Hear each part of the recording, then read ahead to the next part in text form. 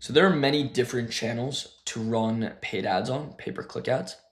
Meta, which is one of the most popular, if not the most popular. That was kind of the OG platform, was Facebook ads, and that's under the umbrella of Meta. This lets you run ads on Instagram in Reels, on Instagram stories, Facebook as you're scrolling through the timeline, banner ads on the website, the whole nine yards. It's very inclusive. Their algorithm is by far one of the best. It's been around the longest. It's really good, really solid platform. Everything was pretty much based on this. Then we go to TikTok ads, which it's a little more simplistic. It's just ads directly in TikTok. There's a lot you could do here. You can just post a video and it comes up as an ad. You could do a partnership ad. You could do this on Instagram too, by the way. It's called a Spark ad, where you have someone post from their account and then you put ad spend behind it. So this is how you can branch influencer marketing and pay-per-click marketing together.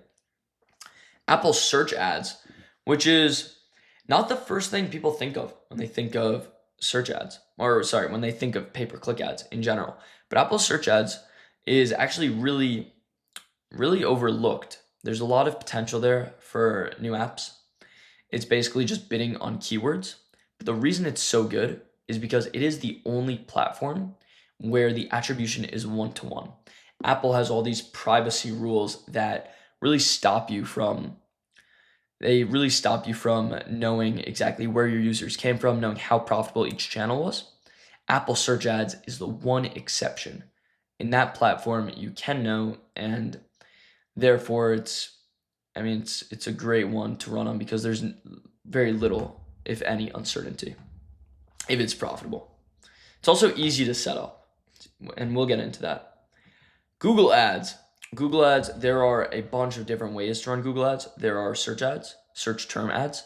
So if you Google something, you could place a bid where you're like the highlighted first result, the sponsored first result. But what's more popular as of recently with apps is Google UAC ads. And Google UAC ads, I want to look this up. They're basically universal ad campaigns, and they let you run basically ads everywhere for your app. You can run, you set it up once and then it will show the ads across all Google platforms. So it will show ads on the Google Play Store, it will show ads on YouTube, it will show ads on the Google Display Network, which is basically ads running within other apps. Google Search. So Google UAC is a big thing, and I know many people that have apps doing millions of dollars a month, and Google UAC is their biggest spender, biggest contributor to that. AppLovin. AppLovin is a platform that personally I never used, but there's been a lot of buzz around it recently.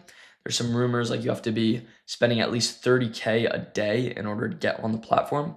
It's basically just running ads within other apps, running video ads within other apps. And I've heard good things, but I've also heard bad things. I guess very mixed. I wouldn't recommend really spending too much time thinking about this. By the point that you would need to run AppLovin ads, your app will already be very successful and you could hire someone to do it.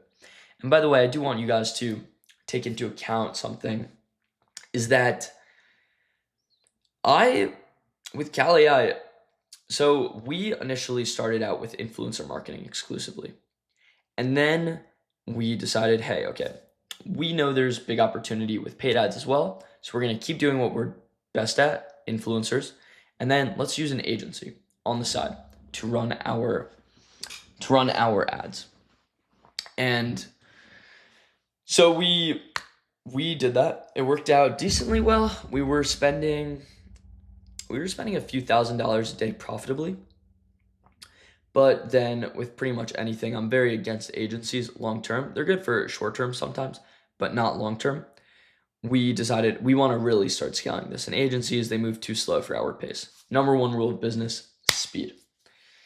And so we decided to take it in-house. I started learning. I started watching a bunch of podcasts, talking to all my friends who are great with paid ads. And where was I going with this?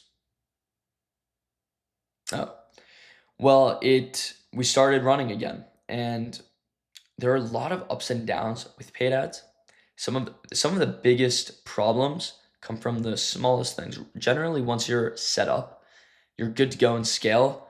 The only issues come from attribution issues, which we'll get into, which is all about Apple's privacy rules. But the reason why I wanted to say that is because I did not start the ad platform, I did not set up initially running pay-per-click ads for CalAI. We had an agency do it. Then I took over. I started it from scratch. However, we only scaled it so far before bringing in someone else to continue scaling it with us.